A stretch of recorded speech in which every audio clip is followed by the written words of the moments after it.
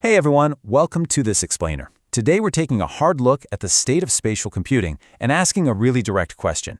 Are we actually seeing a genuine, thriving competition in the standalone VR market, or is it basically just a meta monopoly at this point? Well, let's dive right into this because the data we're going to look at today paints an absolutely fascinating and honestly sometimes harsh picture of the current extended reality landscape. Now, you might be wondering, why does this even matter? Well, whether you're a consumer buying a headset or a developer coding the next big game, this dynamic dictates literally everything from pricing to what actually gets built. You see, making the physical headset, the hardware, is really just the entry ticket to this industry. The software ecosystem, that's the lock. And as we're about to see, unlocking that ecosystem is proving to be incredibly difficult for pretty much anyone not named Mark Zuckerberg. So, here's our roadmap for today. We'll start with the standalone VR monopoly, map out the current market, figure out why competitors keep failing, check out the Samsung XR threat, and finally, ask the big question, does VR actually need competition?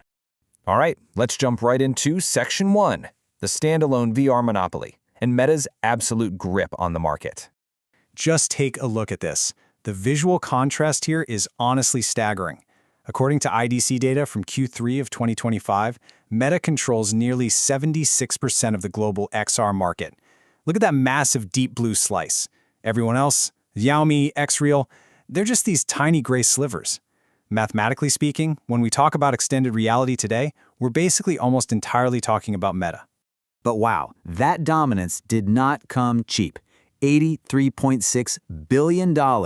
That is the cumulative operating loss that Meta's Reality Labs has absorbed since 2020. They spent over $19 billion in 2025 alone.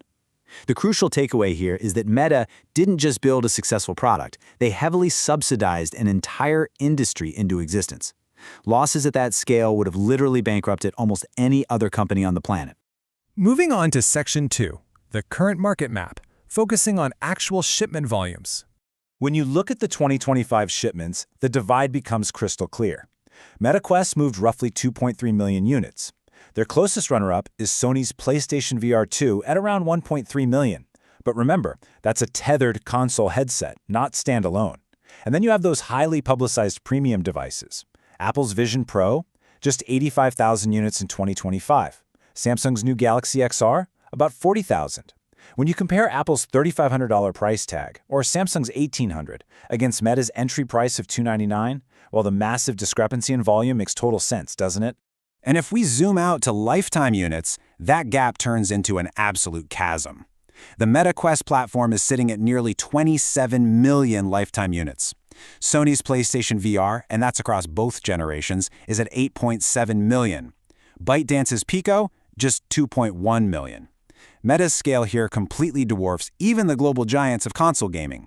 Okay, Section 3, why competitors keep failing and the sheer chasm facing any new challengers. This gives us a honestly pretty bleak timeline of recent struggles in the space. It's kind of like a hardware graveyard. In 2023, Pico saw their market contract, which really limited their expansion. 2024 saw Apple launch the Vision Pro, but by early 2025, they actually had to halt production at Luxshare because of low demand at that huge price point.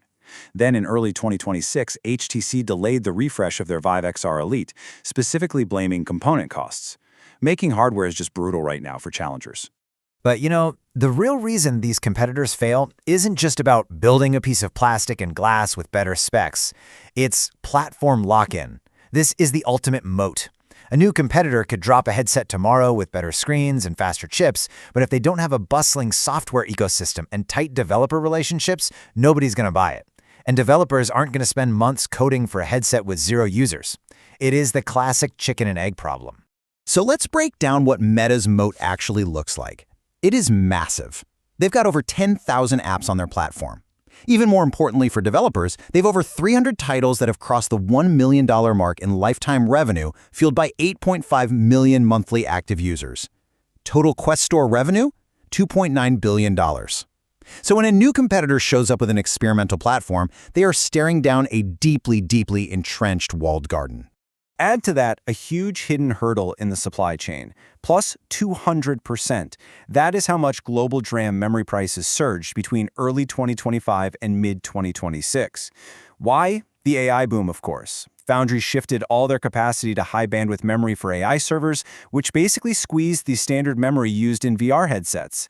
This massive component cost surge is actively crushing the hardware margins of anyone trying to undercut Meta. But here's the thing. Even for Meta, the landscape is shifting. As one of our sources put it, the gravy train has effectively stopped. For years, Meta was just artificially pumping cash into the market, bankrolling third-party single-player games just to prove standalone VR could work. But the data shows they're pulling back from that blank check approach. The ecosystem is maturing, and now acquiring customers actually has to happen organically. Which brings us to Section 4, the Samsung XR threat. Do we finally have a new challenger? Well, let's do a quick reality check here. If you contrast the Meta Quest 3S with the newly launched Samsung Galaxy XR, which runs on Google's Android XR, the difference is night and day. The Quest 3S is $299, deeply focused on mass-market consumers and gaming. The Galaxy XR launched in October 2025 for $1,799. It's geared almost entirely toward enterprise, developers, and spatial productivity. So yes, Samsung is a massive global brand, but the Galaxy XR is definitely not a direct consumer threat to the Quest line right now. They're targeting completely different demographics. So the big takeaway here is that VR is alive right now, sure, but mostly because of Meta. But is it actually healthy? Industry analysts say we need to see three things happen to prove real market health. First, non-Meta platforms actually need to show meaningful hardware shipment growth. Second, we need real software revenue data from platforms outside of Quest so developers know they can survive over there. And third, we need to see a measurable downward trend in those $19 billion annual losses over at Reality Labs. Finally, Section 5. Does VR need competition? Let's look at the ecosystem's future.